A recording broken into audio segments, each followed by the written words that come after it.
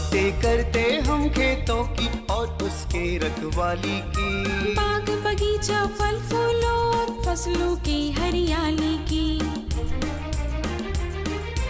हम बीजों की बातें करते उत्तम जल संसाधन की, हम तकनीकी बातें करते फसलों के उत्पादन की।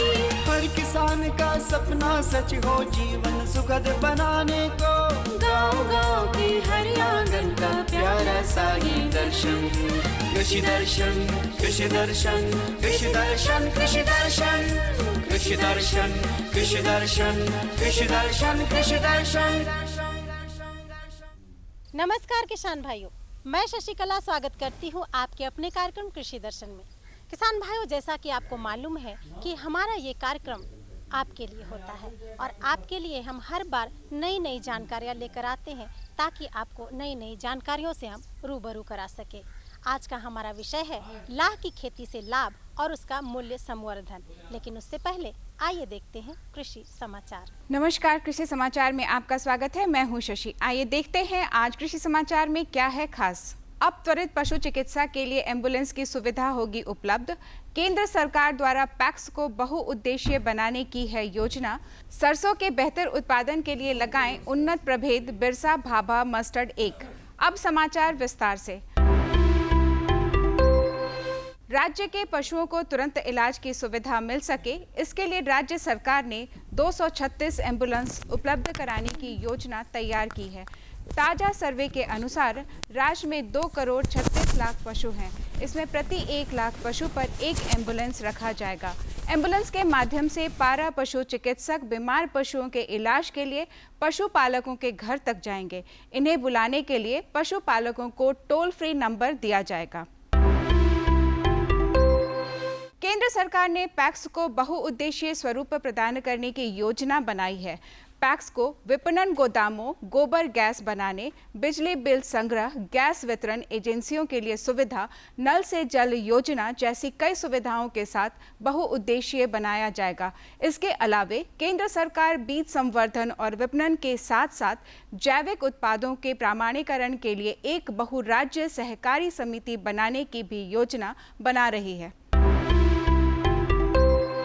किसान भाइयों, शिमला मिर्च की खेती से अच्छी उपज लेने के लिए प्लास्टिक मल्चिंग करें। इससे पौधों को अनुकूल तापमान मिलेगा, खरपतवार नहीं लगेंगे और कीट एवं रोग व्याधि का प्रकोप बहुत कम होगा।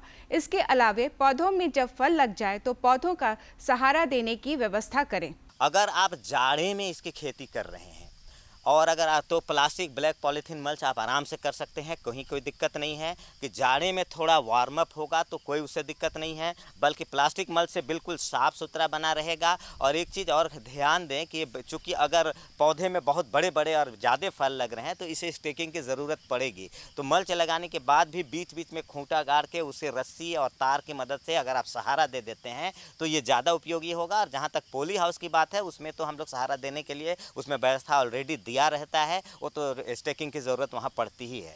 तो शिमला मिर्च को खासकर, तीता मिर्च में तो दिक्कत नहीं है, लेकिन शिमला मिर्च में सहारे की ज़रूरत पड़ती है। नहीं तो अगर हाइब्रिड प्रभेद लगाए हैं, एक साथ 5, 6, 7 अगर शिमला मिर्च के बड़े बड़े फल लगेंगे तो उसमें टहनी टूटने का भी डर रहता है, पूरे पौधे को भी गिर जाने का डर रहता है। राज्य के जो किसान रबी तिलहनी फसल तीसी, राई, सरसों की खेती करना चाहते हैं, वे जल्द से जल्द बुआई कर लें। तीसी, राई और सरसों के बेहतर उत्पादन के लिए किन उन्नत प्रभेदों का चयन करें, आइए जानते हैं कृषि विशेषज्ञ से। तीसी की बुआई में 25 से 30 किलोग्राम बीज और सरसों की बुआई में 5 से 6 किलोग्राम बीज प्रति हेक्टेयर की दर से लगाएं। बुआई में कतारों के बीच 30 सेंटीमीटर और पौधों के बीच 10 सेंटीमीटर की दूरी रखें। बेहतर उत्पादन के लिए उन्नत प्रभेदों के चुनाव के संबंध में आइए जानते हैं कृषि विशेषज्ञ से। जहाँ तक प्रभेद की बात हम लोग कर रहे थे कि तीसी के उन्नत प्रभेद T397, बिरसा तीसी 3, इन सब प्रभेदों का जो कि बिरसा कृषि विश्वविद्यालय द्वारा विकसित किए गए हैं, इनका सफलतापूर्वक खेती की जा सकती है। अब रही बात सरसों की, तो सरसों का बहुत ही अनुकूल समय आ रहा है और किसान भाई खेत की तैयारी करने के बाद सरसों का भी उचित प्रभेद का चुनाव करें। इसमें आपको मैं बताना चाहूँगा कि वर्ष 2021 में बिरसा कृषि विश्वविद्यालय द्वारा विकसित बिरसा भाभा मस्टर्ड 1, ये बहुत ही अच्छी किस्म है। इसके अलावे DRMR 150-35, इसके अलावे आपको NRCHB 101, पूसा बोल्ड, पूसा 30, ये इन सब किस्मों का, ये सब काफ़ी हाई यील्डिंग वेराइटी है। इन सब किस्मों का आप अच्छी तरह से सफलतापूर्वक यहाँ पे झारखंड प्रदेश में इन सब प्रभेदों का खेती कर सकते हैं आप। राज्य के किसान मकई के भुट्टे से दाना छुड़ाने के लिए कृषि उपकरण ट्यूबुलर हैंडमेड शेलर का इस्तेमाल कर सकते हैं। इसकी कार्यक्षमता 1 क्विंटल प्रतिदिन है। आइए जानते हैं प्याज फसल में रासायनिक दवा के बिना कीट नियंत्रण करने के लिए क्या करें। किसान भाई, आप यदि प्याज फसल की खेती करने जा रहे हैं तो अपनी फसल को कीटों के प्रकोप से मुक्त रखने के लिए ट्राइकोडर्मा का व्यवहार करें। इसके लिए गोबर खाद में 5 किलोग्राम ट्राइकोडर्मा मिलाकर प्रति हेक्टेयर की दर से खेत में डालें। इस मिश्रण को नर्सरी और खेत दोनों जगह दिया जा सकता है। और अब एक नजर राज्य के 5 प्रमुख शहरों के मौसम के मिजाज पर। आज राज्य के 5 प्रमुख नगरों के अधिकतम और न्यूनतम तापमान कुछ इस प्रकार दर्ज किए गए। रांची का अधिकतम तापमान 30 डिग्री सेल्सियस और न्यूनतम 17 डिग्री सेल्सियस। जमशेदपुर का अधिकतम तापमान 33 डिग्री सेल्सियस और न्यूनतम 10 डिग्री सेल्सियस। मेदिनीनगर का अधिकतम तापमान 31 डिग्री सेल्सियस और न्यूनतम 18 डिग्री सेल्सियस। देवघर का अधिकतम तापमान 33 डिग्री सेल्सियस और न्यूनतम 20 डिग्री सेल्सियस। धनबाद का अधिकतम तापमान 33 डिग्री सेल्सियस और न्यूनतम 20 डिग्री सेल्सियस दर्ज किया गया। कृषि समाचार में आज इतना ही। अगले दिन अगले अंक में फिर मुलाकात होगी कुछ ताज़ा तरीन खबरों के साथ। तब तक के लिए दीजिए इजाजत। नमस्कार, जोहार। किसान भाइयों, अभी आपने देखा कृषि समाचार, मंडी भाव, साथ ही अगले 24 घंटे के अंदर मौसम के मिजाज को जाना। आइए यहाँ पे लेते एक छोटा सा विराम। बने रहिए आपके अपने कार्यक्रम कृषि दर्शन के साथ। भारत सरकार का हर प्रयास किसानों को दे रहा है एक नई आस। देश के किसानों की खुशहाली और उन्हें आत्मनिर्भर बनाने के लिए भारत सरकार समर्पित है। प्रधानमंत्री श्री नरेंद्र मोदी जी के नेतृत्व में कृषि क्षेत्र में किए गए निरंतर प्रयासों के फलस्वरूप देश खाद्यान्न व बागवानी के क्षेत्र में आत्मनिर्भर हो चुका है और देश में दलहन का उत्पादन भी बढ़ा है। इसी तरह भारत सरकार ने खाद्य तेलों के उत्पादन को बढ़ाने के भी अनेक प्रयास किए हैं। इसी क्रम को आगे बढ़ाते हुए माननीय प्रधानमंत्री श्री नरेंद्र मोदी जी के नेतृत्व में भारत सरकार ने दूरदर्शी निर्णय लेते हुए राष्ट्रीय खाद्य तेल मिशन ऑयल पाम की शुरुआत की है। इस मिशन से देश भर के किसानों को बहुत लाभ मिलेगा। कृषि के पूंजी निवेश में वृद्धि होगी, खाद्य तेल आयात पर देश की निर्भरता कम होगी और रोजगार के नए अवसर पैदा होंगे। खाने के तेल में आत्मनिर्भरता के लिए अब राष्ट्रीय खाद्य तेल मिशन ऑयल पाम का संकल्प लिया गया है। इससे किसानों को तो सीधा लाभ होगा ही, गरीब और मध्यम वर्ग के परिवारों को सस्ता और अच्छी क्वालिटी का तेल भी मिलेगा। यही नहीं, ये मिशन बड़े स्तर पर रोजगार का निर्माण करेगा। इस मिशन के अंतर्गत ऑयल पाम का रकबा और पैदावार बढ़ाने पर जोर देने के लिए सरकार ने 11,000 करोड़ रुपए से अधिक की सहायता राशि निर्धारित की है। मिशन के तहत सरकार ने ऑयल पाम की खेती के लिए रोपण आदि की सहायता में बढ़ोतरी करते हुए पहले मिलने वाले 12,000 रुपए प्रति हेक्टेयर को बढ़ाकर 29,000 रुपए प्रति हेक्टेयर तक कर दिया है। ऑयल पाम के पुराने बागों के पुनरुद्धार के लिए 250 रुपए प्रति पौधा के हिसाब से विशेष सहायता दी जा रही है। पौधारोपण सामग्री की कमी दूर करने और बीजों की पैदावार करने वाले बागों को भी सहायता दी जाएगी। इसके तहत 15 हेक्टेयर ऑयल पाम उद्यान के लिए 80 लाख रुपए तक की सहायता राशि दी जाएगी। इसके अलावा नर्सरी विकास के लिए 40 लाख रुपए तक तय किए गए हैं। पूर्वोत्तर और अंडमान राज्यों के लिए विशेष सहायता का भी प्रावधान है। ऑयल पाम के किसान ताजे फलों के गुच्छे यानी FFB का उत्पादन करते हैं, जिनकी वर्तमान में कीमतें अंतर्राष्ट्रीय मूल्यों में उतार चढ़ाव के आधार पर तय होती हैं। पहली बार केंद्र सरकार ताजे फलों के गुच्छे की कीमत के लिए आश्वासन दे रही है।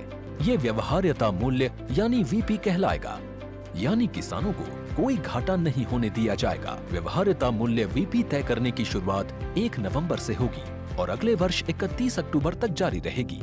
इसे ऑयल पाम वर्ष कहा जाएगा। इस योजना के तहत वर्ष 2025-26 तक ऑयल पाम का रकबा 6.5 लाख हेक्टेयर सृजित करने और कच्चे ऑयल पाम की पैदावार वर्ष 2025-26 तक 11.20 लाख टन पहुंचाने का लक्ष्य निर्धारित किया गया है। सरकार के इस महत्वपूर्ण निर्णय से देश में ऑयल पाम की खेती करने वाले किसानों में विश्वास पैदा होगा और वे खेती का रकबा बढ़ाएंगे।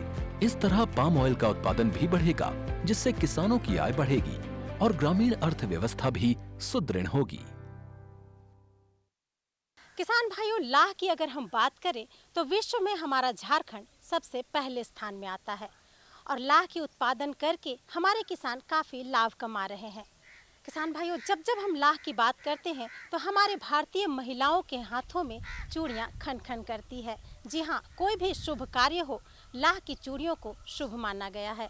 इससे खिलौने भी बनाए जाते हैं, साथ ही घर की सजावट के लिए भी लाह का इस्तेमाल किया जाता है और बाज़ार में इसकी मांग बहुत ज़्यादा हो रही है, जिससे हमारे किसान लाह की खेती करने के लिए काफ़ी ज़ोर शोर से खेतों में जुट गए हैं। किसान भाइयों, जो भी हमारे किसान भाई लाह की खेती करना चाहते हैं, आज की ये जानकारी उनके लिए बेहद खास है। तो देर न करते हुए चलिए हम स्टूडियो की ओर रुख करते हैं और जानते हैं कि लाह की खेती से आपको कितना लाभ मिल सकता है, साथ ही इसके मूल्य संवर्धन के बारे में। किसान भाइयों नमस्कार। कृषि दर्शन के आज के इस अंक में आप सभी का स्वागत है। किसान भाइयों, आज हम लाख टके की बात करेंगे। लाख टके की बात यानी कि आज हम लाह की बात करेंगे। लाह की खेती से बहुत ज़्यादा मुनाफा कमाया जा सकता है अगर सही जानकारी आपके पास हो। लाह की खेती आप कैसे करें, किस तरह से उससे आप ज़्यादा से ज़्यादा मुनाफा कमा सकते हैं और किस तरह से आप मूल्य संवर्धन कर सकते हैं, इसी विषय पर आज हमारी बातचीत होगी। इस विषय पर बातचीत करने के लिए हमारे साथ स्टूडियो में आज मौजूद हैं डॉक्टर के शर्मा। डॉक्टर के Sharma national institute of secondary agriculture में बतौर प्रमुख वैज्ञानिक के रूप में कार्यरत हैं। डॉक्टर साहब, इस कार्यक्रम में आपका स्वागत है। नमस्कार। नमस्कार। किसान भाइयों, तमाम जानकारियां हम आप तक पहुंचाएंगे, किस तरह से आप लाख की खेती करें और मूल्य संवर्धन कर सकते हैं। आप हमारे साथ जुड़े रहिए। डॉक्टर साहब, जब बातचीत का सिलसिला हम इससे शुरू करें, बहुत सारे ऐसे किसान भाई हैं जो झारखंड में लाह की खेती करते हैं, क्योंकि वन प्रदेश है तो निश्चित रूप से बहुत सारे किसान इससे जुड़े हैं।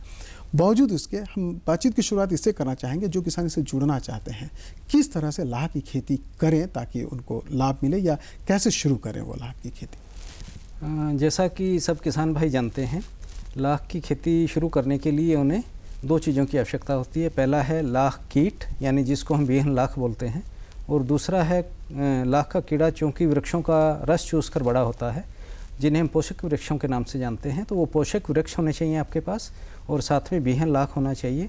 और साथ ही साथ लाख का कीट है वो ज़्यादातर उसके लिए जहाँ पे आप लाख की खेती करते हैं वहाँ का वातावरण भी उसके लिए उपयुक्त होना चाहिए।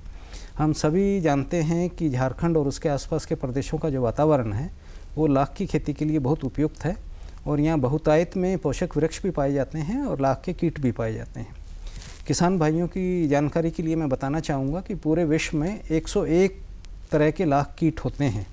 उनमें से 28 तरह के लाख कीट हमारे देश में पाए जाते हैं, और उनमें से ज़्यादातर हम 3 तरह के कीटों का ही इस्तेमाल करते हैं। वैज्ञानिक भाषा में अगर हम बात करें तो लाख कीट का नाम कैरिया लेक्का है, जो सबसे ज़्यादा खेती के लिए उपयोग किया जाता है। उसके बाद कैरिया चाइनेंसिस है, जो ज़्यादातर हमारे जो उत्तर पूर्वी राज्य हैं जैसे कि असम, मेघालय, वहाँ पर पाया जाता है। और तीसरा है कैरिया शारदा, जो हमारे जो समुद्र तटीय क्षेत्र हैं वहाँ पे इससे लाख की खेती की जाती है। तो जैसा मैंने पहले बताया था, लाख की खेती के लिए पोषक वृक्षों की आवश्यकता होती है। तो पूरे विश्व में 400 से ज़्यादा ऐसे वृक्ष या पौधे पाए गए हैं जिनके ऊपर लाख का कीट देखा गया है। बिल्कुल। लेकिन वो सभी जो पौधे हैं वो लाख की खेती के लिए उपयुक्त नहीं हैं अगर आप उनसे लाभ कमाना चाहते हैं। उनमें से कुछ ही ऐसे पौधे हैं जिन पे आप लाख की खेती करके लाभ कमा सकते हैं। बिल्कुल। तो जब हम झारखंड की बात करते हैं, झारखंड में बहुत तरह के पौधे पाए जाते हैं, तो लाख की खेती जब हम झारखंड में करना चाहते हैं तो क्या सलाह होगा उन किसान भाइयों के लिए जो लाख की खेती, किस तरह के पौधे का चुनाव करें? ज़्यादातर आपने देखा होगा कि जब हम 400 पौधों की बात कर रहे थे तो उनमें से लगभग 25 या 30 पौधे ही ऐसे हैं जिनके ऊपर हम लाख की खेती करके लाभ कमा सकते हैं। और उन 25-30 पौधों में भी जो सबसे ज़्यादा पैदावार देते हैं या जिनका जो सबसे ज़्यादा उपयोग होता है वो हैं कुसुम वृक्ष, पलाश वृक्ष, बेर वृक्ष और पीपल जाति के जितने भी पौधे हैं जिनको हम बरगद या पीपल के नाम से जानते हैं, पाकुड़ पोड़ो के नाम से भी जानते हैं।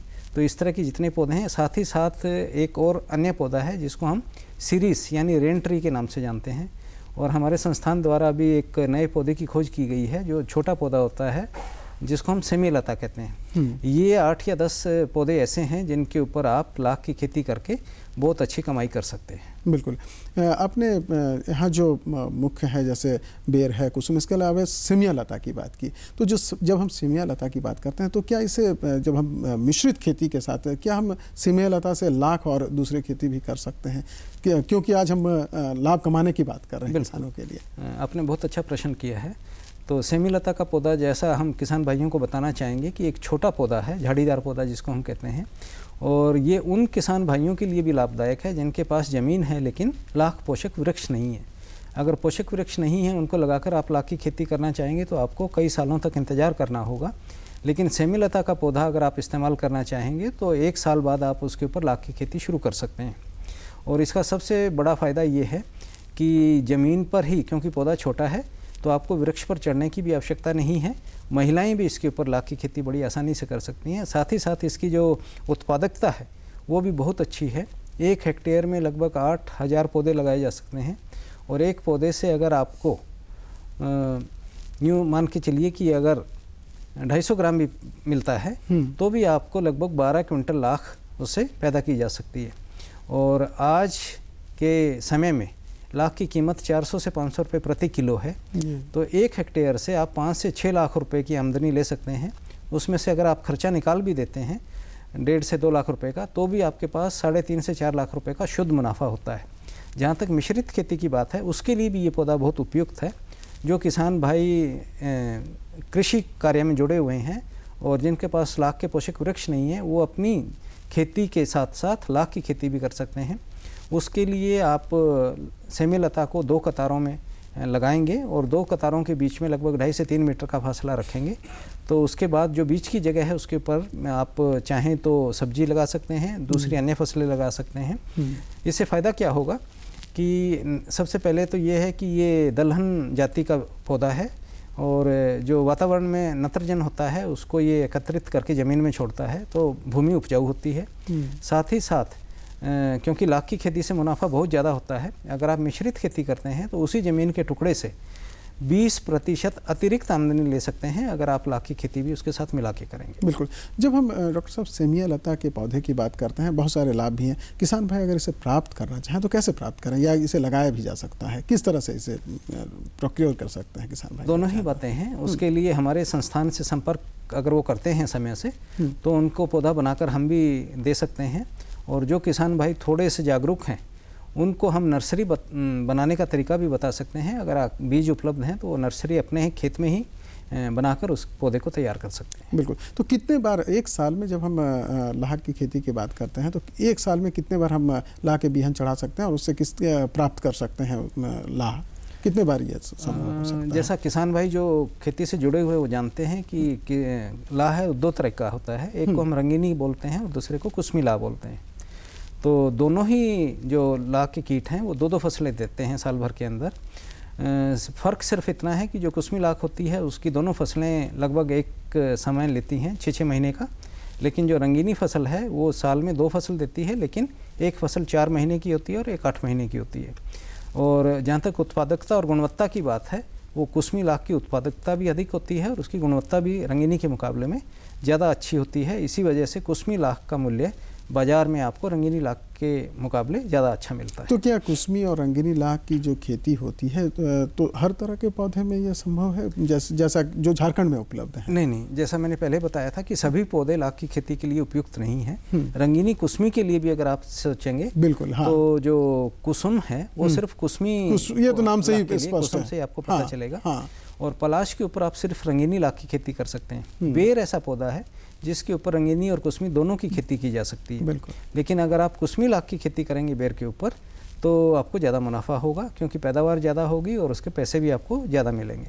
दूसरा, पिछले कुछ सालों से हमने देखा है कि रंगीनी की फसल पर जो हमारा वातावरण बदल रहा है, जिसमें जलवायु परिवर्तन जिसको हम कहते हैं, उसकी वजह से हमारी जो कुसमी ये रंगीनी की गर्मी वाली फसल थी उस पर बहुत बुरा प्रभाव पड़ा और उस वजह से उसकी फसल में काफ़ी कमी आई उत्पादक में। तो संस्थान ने एक नई तकनीक विकसित की जिसके लिए कुसमी लाख को आप बेर के ऊपर अगर आप खेती करते हैं तो आपको रंगीनी से भी ज़्यादा फ़ायदा होता है और आपको फसल में होने वाले नुकसान से भी उसका बचाव कर सकते हैं। बिल्कुल। तो किसान भाई जैसे हाँ लाख की खेती कर रहे हैं, लाख के बीहन चढ़ाए, उत्पादन को प्राप्त किया और उसे औने पौने दाम में बेच देते हैं क्योंकि उनको बहुत सारी जानकारियाँ नहीं हो पाती है। प्रसंस्करण अगर करें तो प्रसंस्करण कैसे कर सकते हैं किसान भाई ताकि उनको ज़्यादा से ज़्यादा लाभ मिल सके? ये आपने बिल्कुल ठीक कहा। हमारे ज़्यादातर किसान भाई लाख को काटने के उपरांत उसको बाज़ार में ले जाकर बेच देते हैं। तो उससे सबसे बड़ा नुकसान ये होता है कि उन्हें जो उचित मूल्य उसका मिलना चाहिए वो नहीं मिलता है और कभी कभी लाख के अंदर मिलावट के नाम पर उनसे ठगी भी हो जाती है। तो उसकी बजाय अगर किसान भाई इसका प्रसंस्करण करें तो उससे उनको ना सिर्फ ज़्यादा मुनाफा होगा बल्कि उनमें मिलावट के चांसेस भी बहुत कम हो जाएंगे और उन्हें मूल्य भी उचित मिलेगा। किसानों के लिए जो सुविधा है जो अपने ही वो फील्ड में कर सकते हैं उसके लिए 2-3 चीज़ें हैं। सबसे पहला तो ये है कि आप लाख फसल काटने के उपरांत लाख को डाली से हटा लें।